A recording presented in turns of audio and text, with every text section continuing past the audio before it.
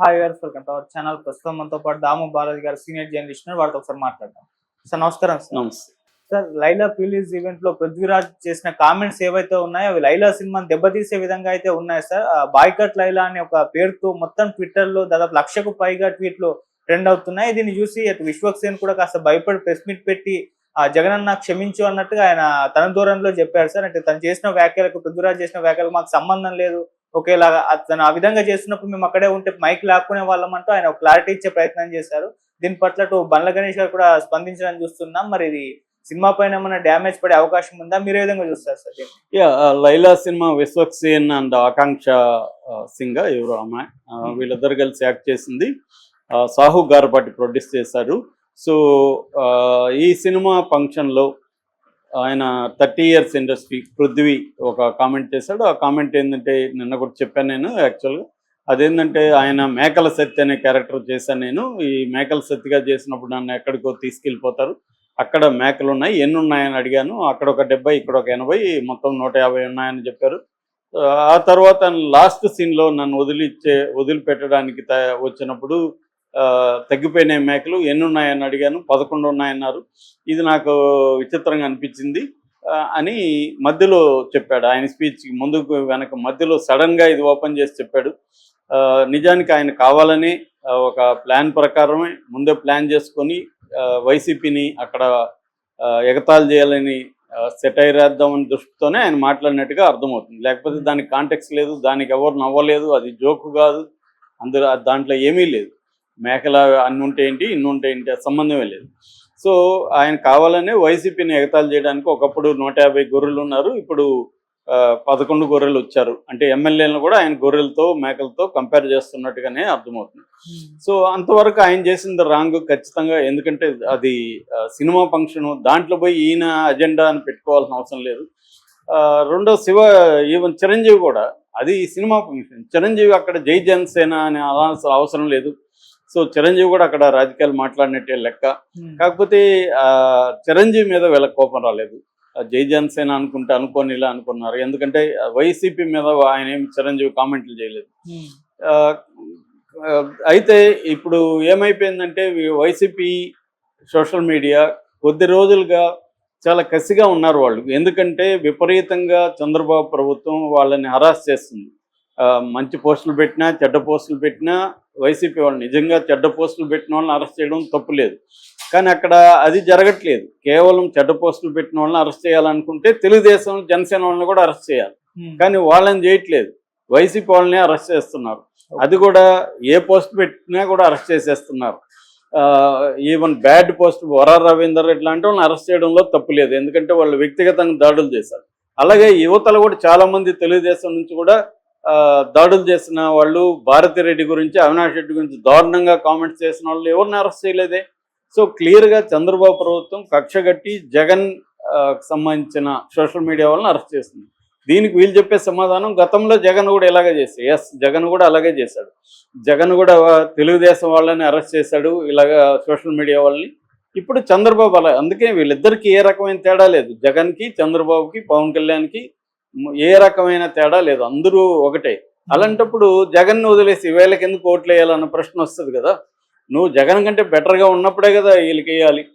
జగన్ ఇప్పుడు ప్రధానికి జగన్ సర్వనాశనం చేశాడు కాబట్టి మేము ఎలక్ట్రిసిటీ రేట్లు పెంచుతున్నాం, రిజిస్ట్రేషన్ ఛార్జీలు పెంచుతున్నాం, ఇప్పుడు మందు పెంచుతున్నాం, నాకు డెవలప్ చేయడం రాదు, డెవలప్ చేయడం సంపద సృష్టించడం ఎవరైనా చెవులో చెప్పండి, అభివృద్ధి చేయాలంటే జగన్ అడ్డుపడుతున్నాడు, కంపెనీలు రావాలంటే జగన్ అడ్డుపడుతున్నాడు, జగన్ మంత్రం చెప్పిస్తూ కాలం గడిపేస్తున్నారు అనేది అర్థమవుతుంది. సో ఈ కాంటెక్స్లో వైసీపీ పరిస్థితి ఏంటంటే అది ఆల్ టైమ్ లోలోకి వెళ్ళిపోయింది. సో కానీ వైసీపీలో ఉండే వాళ్ళకి ఎప్పుడైతే హరాస్మెంట్, మామూలుగా ప్రభుత్వం హరాస్ చేసినప్పుడు 2 రకాలు ఉంటాయి. ఎందుకంటే నేను నక్సలైట్ పార్టీలో కూడా తీసాను. ఈ హరాస్మెంట్ ఏం చేస్తుంది లోపల కసిని పెంచుతుంది. మరింత ఒక మాదిరిగా ఉండేవాడు కూడా మరింత కసి. చూసేశారు, ఒకసారి పోలీస్ స్టేషన్ చూశారు, దెబ్బలు చూశారు, జైలు చూశారు, ఇంతే కదా చేస్తారు మహా అంటే. కానీ చేసుకోరా అని తెగించినప్పుడు ఏమవుతుంది, మా ఊర్లో సామెత ఉంటుంది, తెగించినోడికి తెడ్డి లింగం అని. సో అలాగే వీడు తెగించేశారు. ఇప్పుడు ఈ కసిని ఎక్కడ చూపించాలన్నప్పుడు ఇది దొరికాడు అనమాట. ఈ పృథ్వీ అనేవాడు దొరికాడు, కిరణ్ రాయల్ దొరికాడు. ఈ వీళ్ళిద్దరిని విపరీతంగా వైసీపీ ఇప్పుడు ఆడుకోవడానికి కారణం ఏంటంటే చంద్రబాబు ఒక రకంగా కారణం. చంద్రబాబు తీవ్రంగా అణచివేత ప్రారంభించకపోతే ఇంత రియాక్షన్ రాదు వైసీపీకి. సో వీళ్ళు ఏం చేస్తారు, కార్యకర్తలు విపరీతంగా అటాక్ చేయడం మొదలుపెట్టారు. అది జగన్ కూడా 2.0 అని 2.0 వెర్షన్, కొత్త వెర్షన్ వచ్చాను నేను కార్యకర్తల వైపు నిలబడతాను అని జగన్ కూడా భరోసా ఇవ్వడంతో మరింత రెచ్చిపోయారు. సో దాంతో బాయ్కాట్ లైలా అని ఒక ఇది పెట్టి హ్యాష్ట్యాగ్ పెట్టి ఎక్స్లో ఇది చేశారు. నేను చూసినప్పటికీ 1,20,000 ఎంతో ఉంది. సో ఆ స్థాయిలో ఇది వైరల్ అయిపోయింది. దాంతో 25,000 దగ్గరే వీళ్ళు భయపడిపోయారు. ఎవరు, విశ్వక్సేన్ వాళ్ళు. వాళ్ళ భయాన్ని అర్థం చేసుకోవచ్చు. వాళ్ళ పాయింట్ ఆఫ్ వ్యూ చూసినప్పుడు పాపం వాళ్ళు తప్పేం లేదు. విశ్వక్సేన్ ప్లాన్ చేసి మాట్లాడించలేదు, ఆ సాహు గారి పాటు ప్లాన్ చేసి మాట్లాడించలేదు వాళ్ళు. అందుకని ఇప్పుడు బయటకు వచ్చి మీటింగ్ పెట్టి సారీ చెప్పి, సారీ జగన్ సార్, మాకు తెలియదు. రెండోది ఆయన మాట్లాడినప్పుడు మేము లేము అక్కడ, మేము చిరంజీవి గారిని రిసీవ్ చేసుకోవడానికి పోయినాము. ఒకవేళ మేము ఉంటే మైక్ లాక్కొని ఉన్నా కూడా మైక్ లాక్కోలేని పరిస్థితి అక్కడ. ఎందుకంటే సడన్ గా పోయి లాక్కోలేరు కదా. అతను మేకల గురించి చెప్పినప్పుడు జనాలకు కూడా ఇమ్మీడియట్ గా అర్థమైండదు.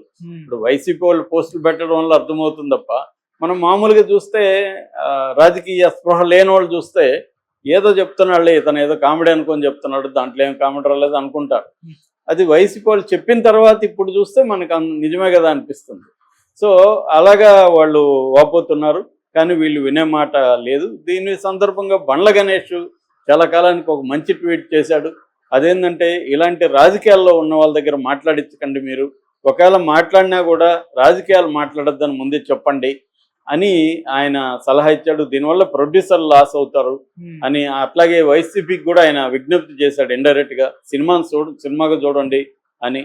అది కరెక్టే, కానీ వీళ్ళు ప్రతిసారి రాజకీయాలు మాట్లాడుతున్నారు అనేది వైసీపీ పాయింట్. ఇది ఒకటే కాదు, గతంలో పవన్ కళ్యాణ్ గేమ్ చేంజర్ అప్పుడు పవన్ కళ్యాణ్ రాజకీయాల్లో మాట్లాడాడు. ఆయన వేరే అసలు మాట్లాడలే, రాజకీయాలు మాట్లాడాడు. దాని తర్వాత రిపబ్లిక్ టైంలోనూ పవన్ కళ్యాణ్ రాజకీయాల్లో మాట్లాడాడు. నిన్న చిరంజీవి కూడా జై జనసేన అనాల్సిన అవసరం లేదు, అదేం జనసేన సభ కాదు కదా అది. సో అనాల్సిన అవసరం లేదు.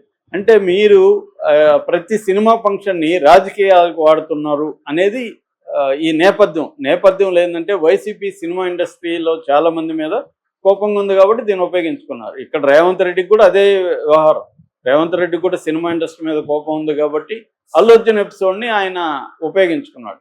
సో అందువల్ల వీళ్ళ ఆగ్రహం ఓన్లీ ఈ పృథ్వీ మీదో లేకపోతే లైలా మీదో కాదు, ఓవరాల్గా సినిమా ఇండస్ట్రీ మీద, పవన్ కళ్యాణ్ మీద దీన్ని ఉపయోగించుకోవడానికి. నెక్స్ట్ ఇంకెవడో కూడా సినిమా ఫంక్షన్లలో రాజకీయాలు మాట్లాడకుండా ఉండాలంటే దీన్ని అటాక్ చేయాలనే ఒక వ్యూహంతో వీళ్ళు అటాక్ చేస్తున్నట్టు తెలుస్తుంది. సో ఆ నేపథ్యాన్ని మనం అర్థం చేసుకుంటే వాళ్ళ ఆక్రోశం అర్థమవుతుంది. కాకపోతే నేను నిన్న కూడా చెప్పాను, వైసీపీ ఆలోచించాల్సింది ఏంటంటే ఇటువంటి విషయాల మీద పోరాటం కాదు, ఇది రాంగ్ దీంట్లోకి వెళ్తుంది. అక్కడ అనేక ప్రజా సమస్యలు ఉన్నాయి, దాన్ని నువ్వు ఎత్తి చూపిస్తే ప్రజా సమస్యల్ని ఖచ్చితంగా ప్రజలు కనెక్ట్ అవుతారు. దీనికంటే కూడా ఇది మీ గొడవతో నాకేం పని అనుకుంటారు.